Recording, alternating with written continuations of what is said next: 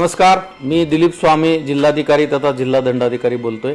आपणाला सर्वांना माहिती आहे, आंतरराष्ट्रीय स्तरावरच्या काही प्रसंगामुळे आपल्याकडे गॅस आणि डिझेल पेट्रोलचा तुटवडा आहे अशा पद्धतीच्या बातम्या प्रसारित झाल्या। काही लोकांनी अफवा पसरवले, त्यामुळे खूप ठिकाणी पॅनिक परिस्थिती निर्माण झालेली आहे।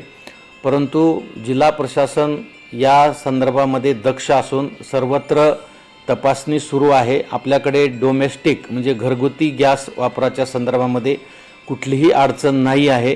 त्यामुळे घरगुती गॅस ग्राहकांनी पॅनिक होण्याची कुठलीही आवश्यकता नाही आहे।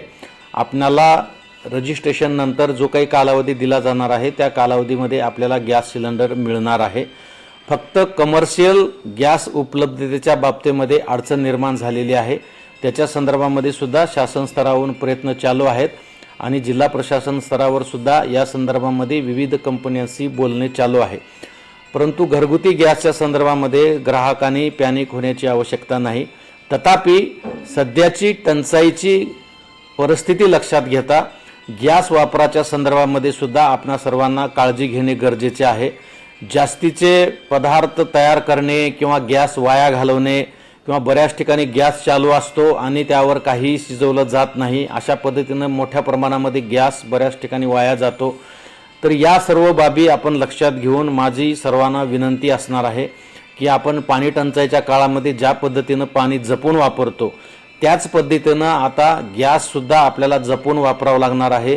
जोपर्यंत ही परिस्थिती निवळत नाही तोपर्यंत प्रत्येक ग्राहकाने आवश्यकतेप्रमाणेच अत्यंत काटेकोरपणे गॅसचा वापर केला तर आपल्याला गॅस पुरेसा उपलब्ध होऊ शकतो। त्यामुळे आपण गॅस वाया जाणार नाही याची पण काळजी घ्या। संपूर्ण गॅस एजन्सीच्या तपासण्या आमच्या पुरवठा विभागाच्या टीम मार्फत तयार केलेल्या तपासण्या होत आहेत। जिल्हाभरामध्ये आपण 11 टीम तयार केलेल्या आहेत आणि कालपासून सातत्याने या ठिकाणी तपासण्या सुरू आहेत।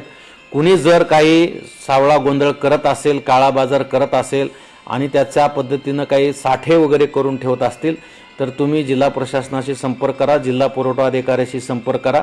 त्याच्यावर आम्ही तातडीने EC ॲक्ट खाली कारवाई करू। परंतु या परिस्थितीमध्ये सर्वांनी थोडं संयम बाळगणे आणि प्रशासनाला सहकार्य करणे आवश्यक आहे, ते आपण कराल असा मी विश्वास बाळगतो। धन्यवाद।